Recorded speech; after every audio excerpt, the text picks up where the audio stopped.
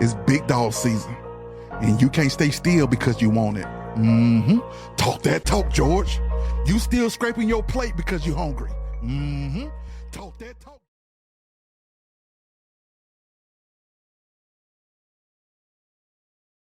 I'm so pissed off. For us, it's just catastrophic.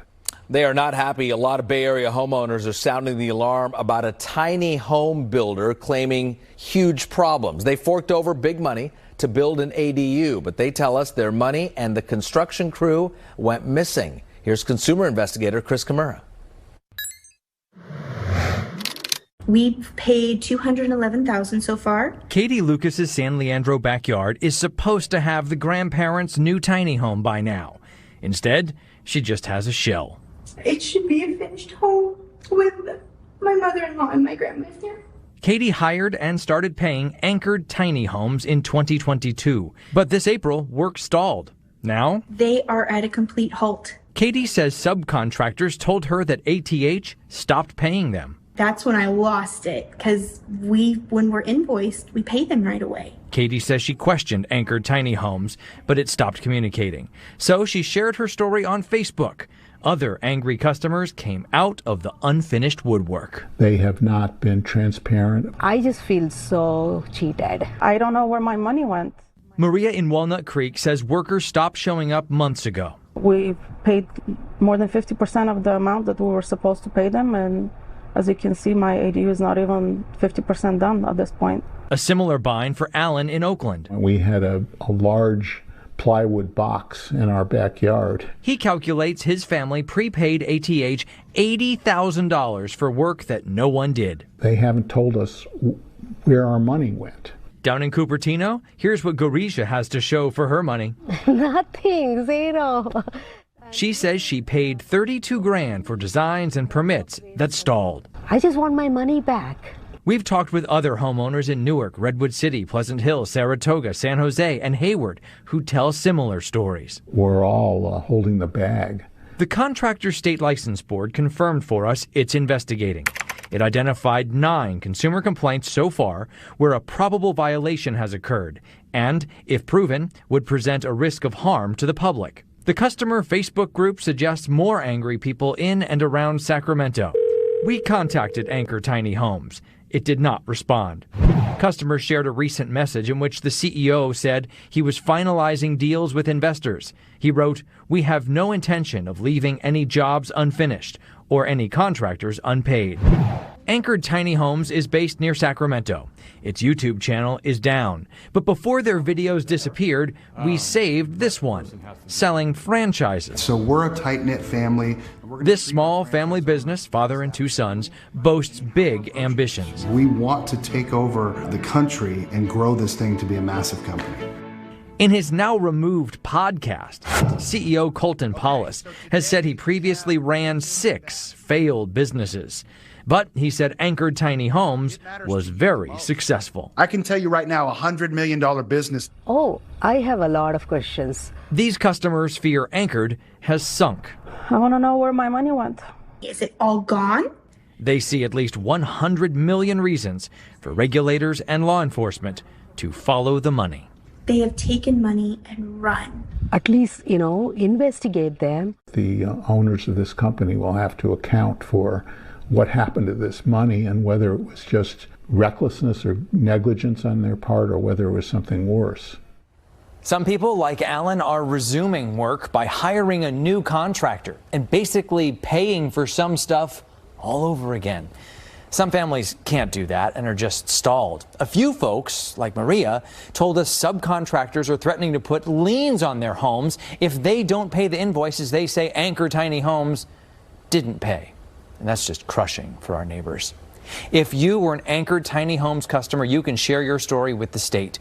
Do that online at cslb.ca.gov. The complaint button is on the homepage, 3rd circle from the right. You can also share your story with us. Scan the QR code on screen right now to fill out our consumer complaint form online. You can do so anonymously if you want to. Good morning. Today it is Thursday, August the 15th. We did middle of August and something biting my ass down here. August 15th, the year is 2020. For it's the Naked Man series. You know, when I get up and I don't feel like putting a shirt on, it was kind of... I was running around in his house doing something this morning. Oh, yeah, I had to pay some damn bills. I had to find my checkbook and pay them bills. And then I stayed and took them dogs out. I kind of slept in a little late today. A little later than I normally sleep in. Let me put this phone on mute.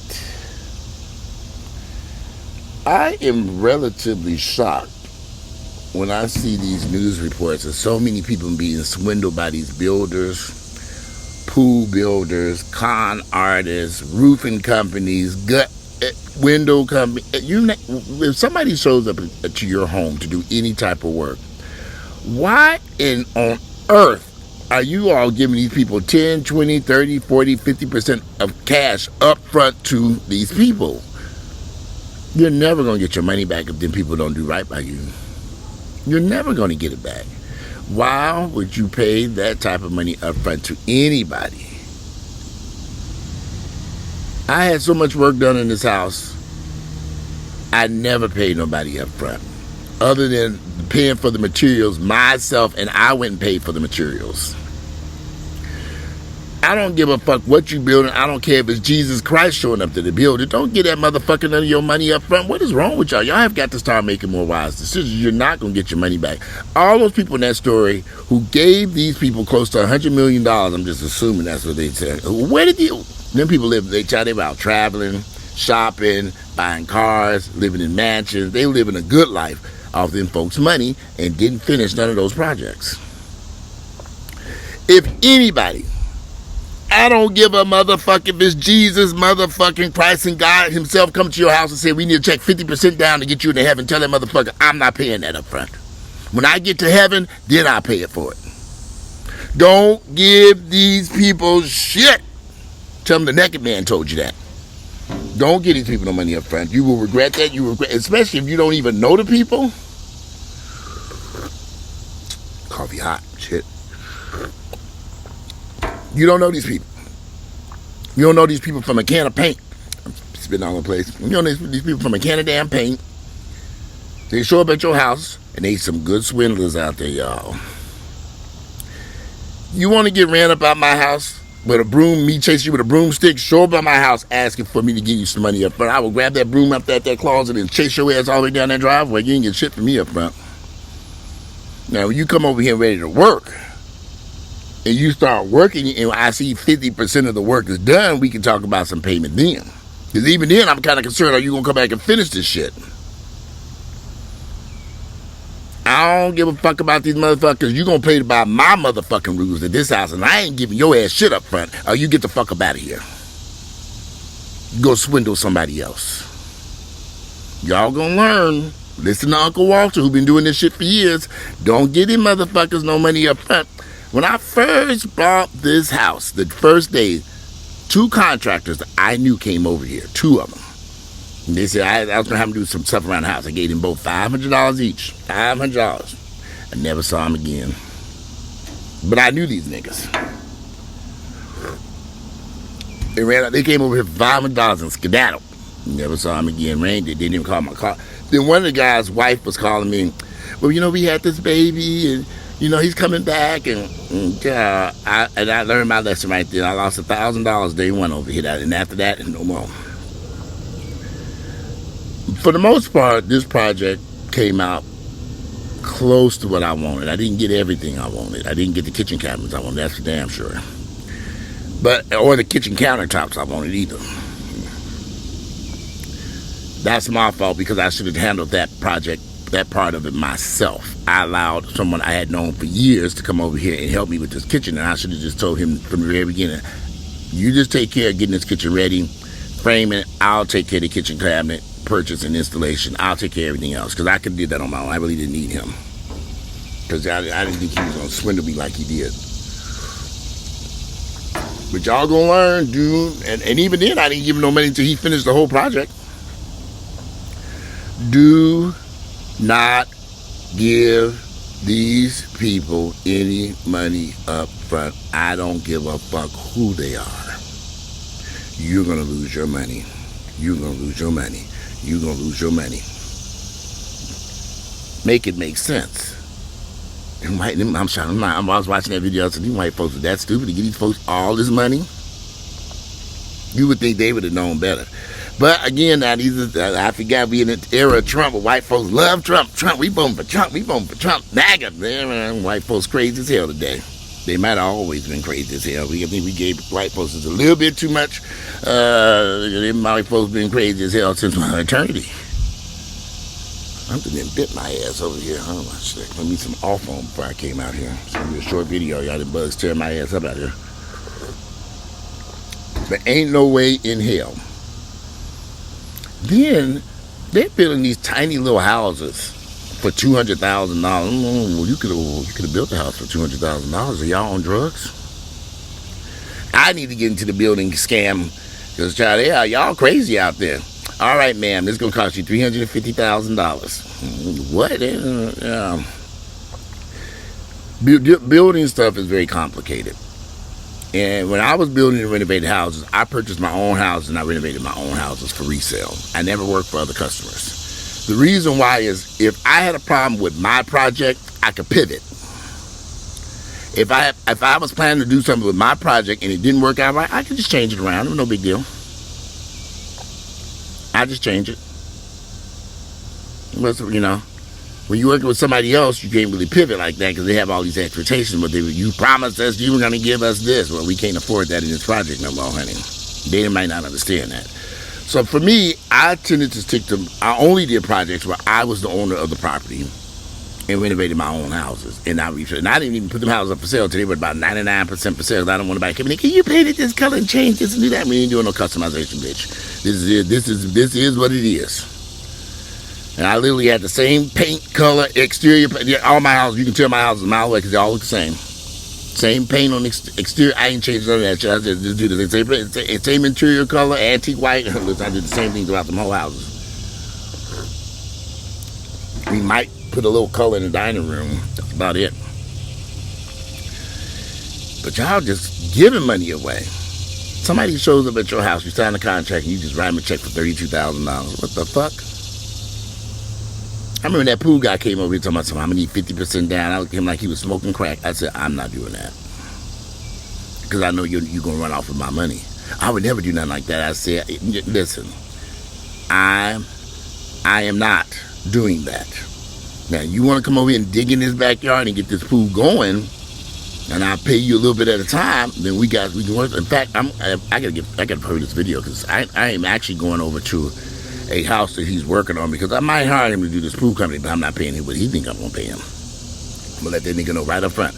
I'm not doing that. I've already told you this before. Now you want to do this pool, you gonna pay by my rules, nigga. I'll go get some white folks to do this. And I ain't paying them up front either. They already know. I have a company that came over here. They charged an arm and a leg. They said they'd get the pool 50% ready. I pay 50% of it down. Then they get the rest of the pool finished. I pay the rest. They want a lot. I said, oh, Lord, there's some highway robbery over here for a damn pool. I'm trying to sell them like, is it worth it? Hell no. So I'm in a limbo over here. I'm trying to figure out I'm going to sell this house, rent it out. I got some issues going on over here. I'm trying to figure out because I want to get back into the city. It's just out here, y'all. I love it out here. I do a lot of driving. I'm not used to all this driving. I'm old. By the time I get where I gotta go, I gotta take a nap. Yeah, I'm not lying. I pull in the parking lot. I say, oh Lord, let me take a quick 30-minute nap. Somebody gonna be to rob my ass. I lock them doors. I try to park in a high traffic area out in that car. Oh, sweet Lord, I take a nap before I go in here. I got to get there early. All this damn driving exhausted.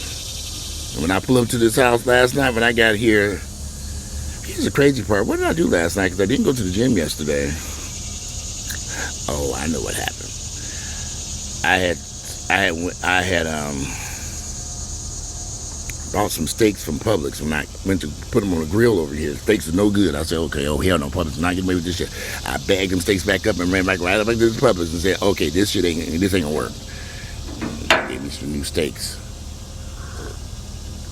Then by the time I got back here, I didn't feel like cooking them. I was like, I'm tired now. Fuck it. So I ate everything else I had in the refrigerator. I'll cook them steaks today and throw them on the grill. I just brought them steaks, some damn things that went bad already. I said, how in the hell? I took them bitches right on back to Publix and got my money back. Well, they give you a store credit, and then I applied it towards the purchase of some new steaks. I need to go to the farmer's market for real. I'm gonna try to get over there today. Oh, child.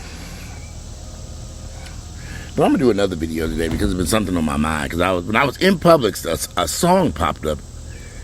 When I was in Publix, they played a song came on across the. You know, you play that music in Publix. There was a Duran Duran song called "Ordinary World," and it brought back a flood of memories, y'all. I stood there in that store and listening to that song, and I was singing it to myself, and I said, wow, because I hadn't heard that song in years. And the song came out in 1994. I knew it, I had to look it up again, but I knew it was 1994. I heard that song. I first heard that song when I was visiting a friend at the hospital who was dying of AIDS. And I remember getting back in the car, and on the radio, they said they had a new Duran Duran song. And I remember saying, wow, I want to hear the song. But I was still under the shock of what I just saw in that hospital. And then that song, Ordinary World, came on. And that song stuck in my head for a long time because I'm going to do a video about it because that was at a point where I lost a lot of friends who died of AIDS. Back then, I lost a lot of friends. It was a very strange world, I'll say that at that point. And that song just was right on time for what I was going through. But anyway, back to these idiots giving all this money out.